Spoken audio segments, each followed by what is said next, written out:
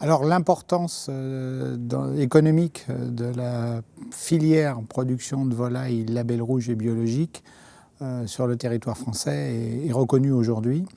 Et dans ce système label rouge, y est associée la notion de parcours, c'est-à-dire un espace dédié à la production. Il était important de dresser l'inventaire des pratiques, puisque sur l'ensemble du territoire, les différents groupements peuvent avoir, ou les indépendants peuvent avoir des méthodes d'élevage et de valorisation de ce parcours très différentes. Donc l'objectif numéro 1, identifier les pratiques, faire un état des lieux de ce qui se fait ou de ce qui ne se fait pas aujourd'hui. À travers le territoire, en fonction des identités territoriales, des pratiques, des groupements, il y a certainement des pratiques différentes. On veut y voir plus clair. Deuxième étape, faire progresser les connaissances dans un certain nombre de domaines.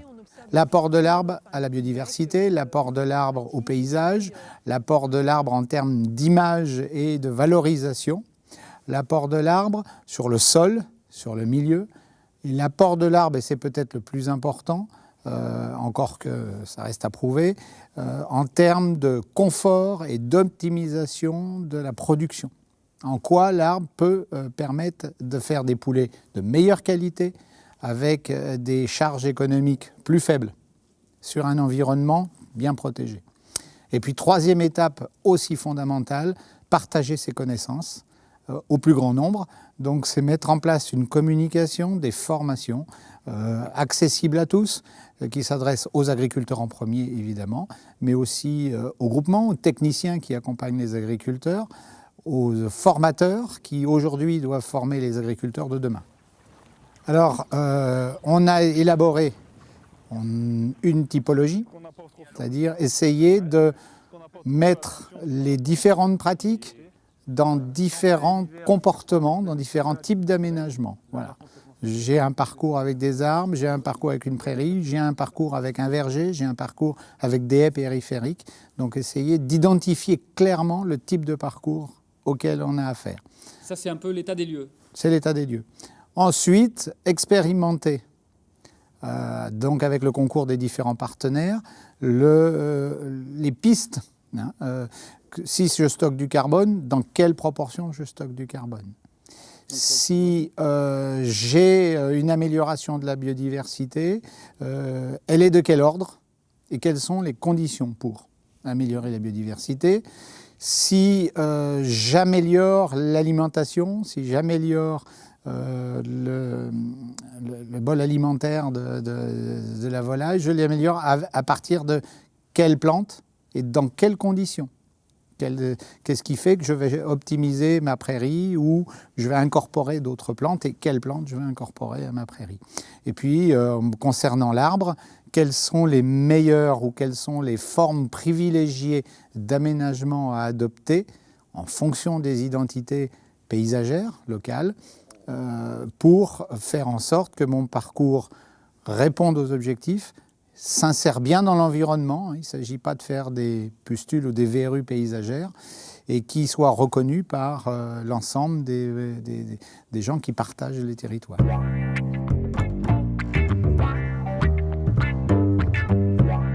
On a de la chance.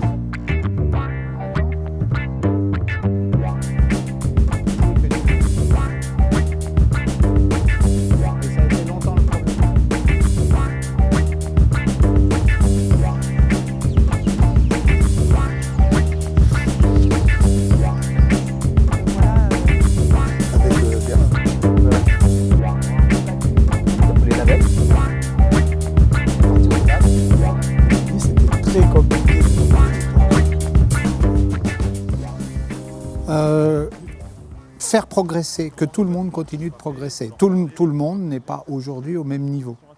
On a encore parfois des réticences sur l'arbre, qui s'expliquent complètement. Enfin, là-dessus, on pourrait en parler longuement, mais ces réticences, il faut les lever. Il faut considérer, il faut vraiment qu'on passe à la phase de développement organisé, que l'ensemble des acteurs de terrain partagent ensemble un même projet en intégrant bien l'arbre dans la réflexion. que ce travail fait avec l'aviculture puisse être aussi valorisé ou donner des idées dans d'autres modes de production. Quand on parle du bien-être animal, on ne doit pas simplement en parler que pour la volaille. On peut aussi en parler pour les bovins. On peut aussi en parler pour les chèvres. On peut en parler pour tous les animaux. Donc ça, c'est quelque chose qui doit bénéficier à tous. Après, c'est la réappropriation, et ça, c'est un enjeu beaucoup plus fort. C'est la réappropriation par le monde agricole de l'arbre. On a passé 50 ans à expliquer à l'agriculteur que l'arbre, il était en forêt et que les espaces agricoles étaient dédiés à la culture ou à l'élevage, mais sans arbres. C'est terminé. C'est terminé face aux enjeux environnementaux, face à ce que pourra être notre planète et dans quelques années à l'échelle du changement climatique. Il est temps qu'on se réapproprie l'arbre au cœur, non pas comme un ennemi, non pas comme un concurrent de l'espace agricole, mais un allié pour l'agriculture. Ça, c'est un enjeu.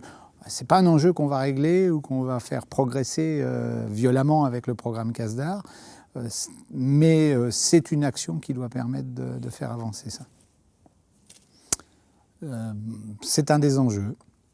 Faire travailler, non, c'est pas faire travailler, mais que tout le monde accepte de se mettre autour de la table pour partager des enjeux communs, alors que nous n'avons pas au départ forcément de culture commune, c'est de l'enjeu d'aujourd'hui.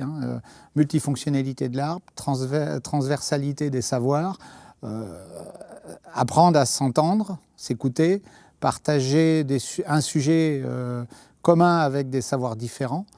C'est certainement très compliqué. C'est décloisonner c'est perdre du confort. Mon petit précaré à moi, sans me préoccuper de ce qui se passe à côté. Là encore, on l'a vécu en agriculture. C'est en sortir. Et là, on s'enrichit tous. Enfin, à mon sens, on s'enrichit tous. Moi, au départ, je n'y connais pas grand-chose. Si, je sais reconnaître une volaille quand même. Je fais la différence entre une volaille et un bovin. Mais rapidement s'intéresser à l'alimentation d'une volaille, ce qui la stresse, c'est pas a priori pour un forestier quelque chose d'extrêmement motivant. Eh bien, on se prend au jeu.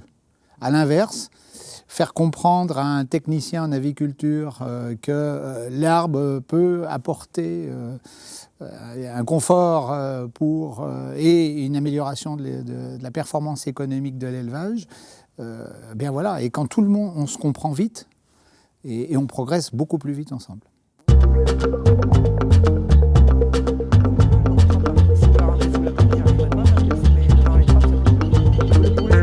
Devant ce parcours-là, parce qu'il a été très